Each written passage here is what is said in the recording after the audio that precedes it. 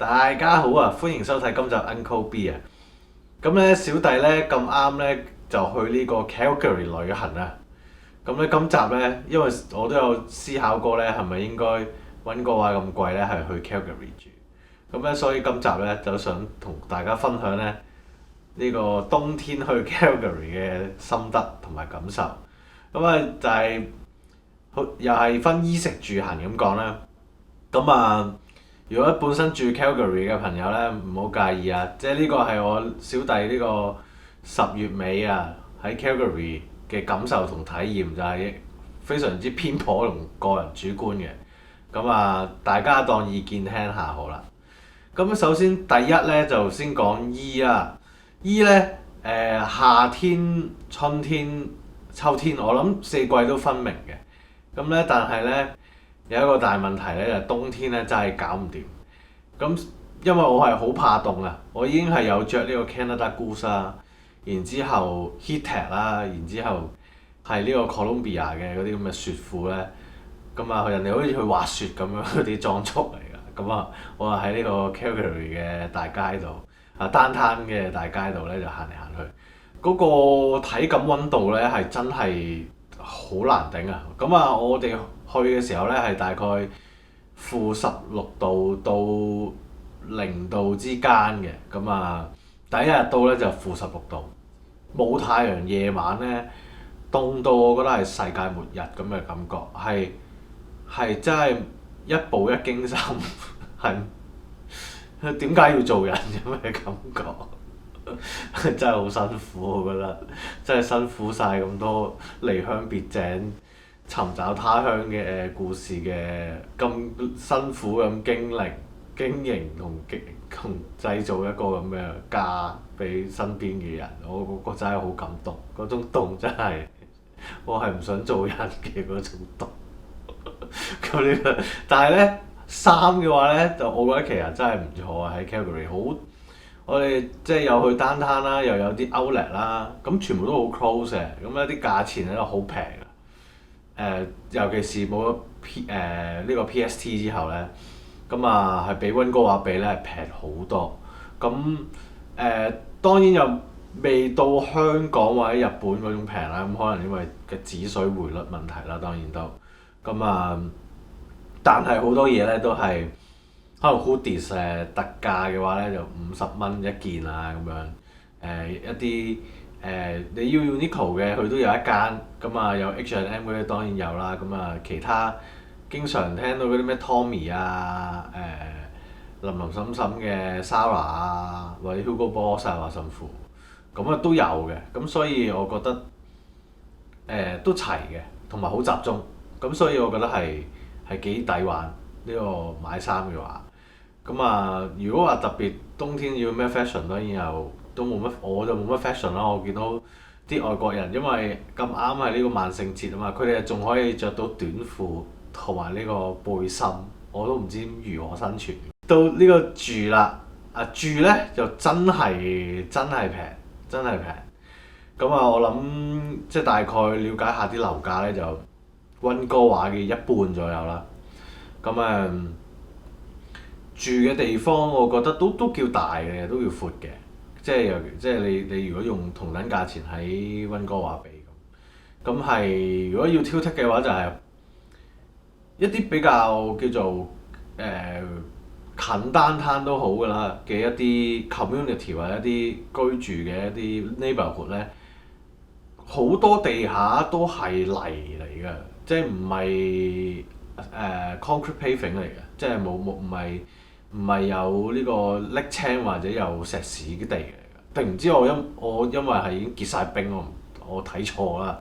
即係但係凹凸凸嘅嗰種凹凸凸應該唔係泥嚟嘅，因為啲泥都濺咗上部車度嘅都會。咁啊係好揸車入去嘅時候係都有啲唔自在嘅感覺，唔係好舒服嘅地方啦，應該咁講。咁啊，但係又唔係佢，因為佢又係一個好窄嘅空間嚟。我哋住嗰 neighbor 係都好多3層跟住係6戶咁樣嘅一啲 duplex 啊、fourplex 啊咁嘅一啲空間。咁啊誒係咯，就嗰個感覺唔係咁好，唔係即係你有泥地都好，可能譬如某啲 Burnaby 咁樣係好大笪田嘅，咁有另一種講法嘛，嗰種心曠神怡啊嘛，係咪？咁啊，不過我諗最主要嗰個 general 最主要嗰個心理影響係源自於個天灰灰蒙蒙，跟住落大雪，凍到好辛苦。咁啊，加上啲地就即係睇你其實睇唔到遠，所以都偏頗嘅，真係喺呢一段短短嘅呢個，可能係最差的時候遇上，即係當 Calgary 最差的時候遇上 Calgary 啊，即係佢唔係佢最嚴厲嘅嗰啲日子，而係最潦倒，唔係潦倒最凍嘅日子啊。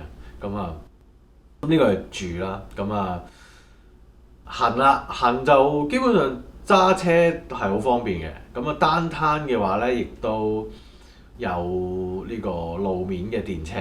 咁揸車咧就係有我嘅理解係有一條外圍嘅高速公路咧，就包住成個 Calgary 嘅外圍嘅。咁嗰條高速公路咧，就基本上你可以去到 Calgary 唔同嘅地方㗎啦。咁啊，包括 downtown。咁啊，塞車情況只有朝早開工可能7點半、8點鐘嘅時間先會好塞車嘅啫。咁啊，如果係普通時間，我冇經歷過叫做大塞車。咁啊，係downtown就揸車就小心啲，同埋就佢啲 lane 多，咁啊亦都人多車多，咁啊要打醒12分精神。咁啊揾泊位都唔易嘅，但係我覺得比溫哥華係易揾泊車位啊。咁同埋 downtown 同埋嗰啲居住嘅嗰啲咁嘅 neighborhood 咧，其實係都好近啊。咁所以出入都幾方便。咁同埋 Calgary 應該係最活躍嘅都係個 downtown 啦。咁所以好多活動你都係呢度去進行啊。咁啊〜基本上都幾方便啦，所以我覺得係就好似縮細咗嘅一個大溫地區，即係因為大溫有溫哥華、有 Richmond、有 Burnaby、有 Surrey、有 Tsawwassen、有呢個 Coquitlam 咁樣，咁但係佢 Calgary 就好似得翻 Vancouver 咁嘅感覺咯，咁就係 downtown 加一個比較遼闊啲嘅一個 Calgary 嘅空間。食咧，哇！食咧神奇，食我哋估唔到咧係有驚喜，係好大嘅驚喜。每晚咧都基本上都最少食到一間好食嘅，嗰種好食係即係你擺喺日本、擺喺香港、擺喺紐約，其實佢都同人哋可以有得鬥嘅餐廳嚟㗎。我哋食過一間食 burger 㗎啦，咁啊一間食呢個越南河㗎啦。咁啊有一間咧就食呢個嘅意大利粉嘅，咁啊3間都係出色。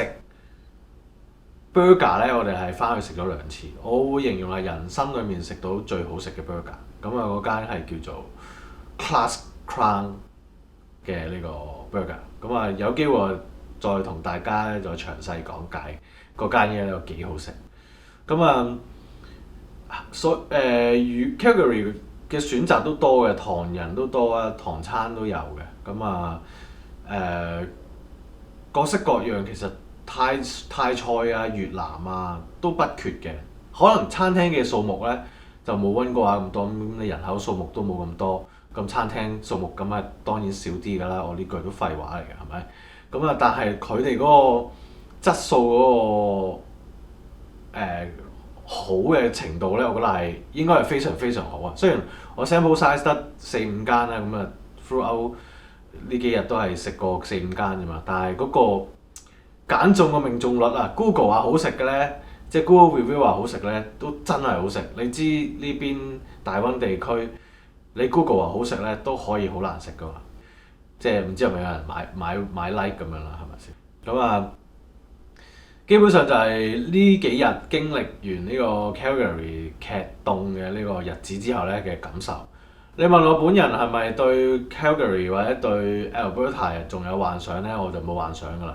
我都係諗辦法努力喺溫哥華點樣繼續生存落去，同埋點樣喺呢個咁高通脹同高息嘅環境諗計點樣就揾多啲啦都係。咁Calgary 真係好辛苦，因為我自己係超級怕凍。我哋住嗰 Airbnb 咧，一入到去係嗰個暖氣壞壞地添嘅。跟住一去到 Calgary 個感覺咧係有少少睇相咧就覺得似深圳，即係未係好發展咗之前嘅深圳。個人喺嗰度咧個感覺都有啲北韓 feel， 就荒蕪嘅地方又有啦，但係又突然間篤幾支好特別高同新鮮新穎嘅高樓大廈。但係大部分地方咧都好似係好平坦咁。如果係講緊嗰度啲人嘅感覺咧，我覺得係應該似呢度 Downtown Vancouver 或者 Vancouver Downtown 之間嘅嗰個感覺，即係又唔會即係 nice 就談不上㗎啦。rude 咧有陣時都會，但係咧又唔會話你感受到其實即係佢唔係話特別討厭身邊嘅人，而係真係好，即係節奏同步伐比較急，亦都唔係好想理你咁樣嘅感覺，比較居多。所以我會形容個感覺似 Vancouver 啦，又未去到Vancouver Downtown 嘅感覺，係啦。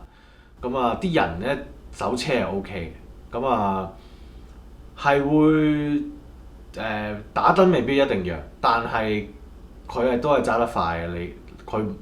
佢唔讓你都好咧，其實讓唔讓你都好，你都 cut 唔到過嚟㗎啦。你手車唔夠佢嘅好㗎啦。所以同時間就車款少好多，因為可能要照顧到冬天嘅需要啦。佢真係結晒冰，好多 black ice SUV Jeep 嗰啲都係 pickup truck 都係 four wheel drive 嘅居多。好少見到一啲講緊係保時捷或者係一啲JDM 嘅一啲後驅車，應該跣到攤攤腰啦。小弟都係本來租咗架 Dodge Charger 嘅，係後驅，到臨尾咧都係加錢咧就變咗呢個 SUV。但係就安心嘅，即係揸4個轆咧，其實原來就都 black ice 都好啦，都係地板有過嘅可以完全冇問題當然唔好地板有過啦，大概。今集 Calgary 嘅第一印象咧就係咁多住先，嚟緊咧再同大家分享多啲喺 Calgary 旅行嘅片段。如果你都有對 Calgary 嘅一啲印象或者一啲諗法咧，歡迎喺下邊留言話俾我哋聽，話俾我哋聽。咦，咪好成功㗎啦！係啊，全部都成功啊！話俾我哋聽。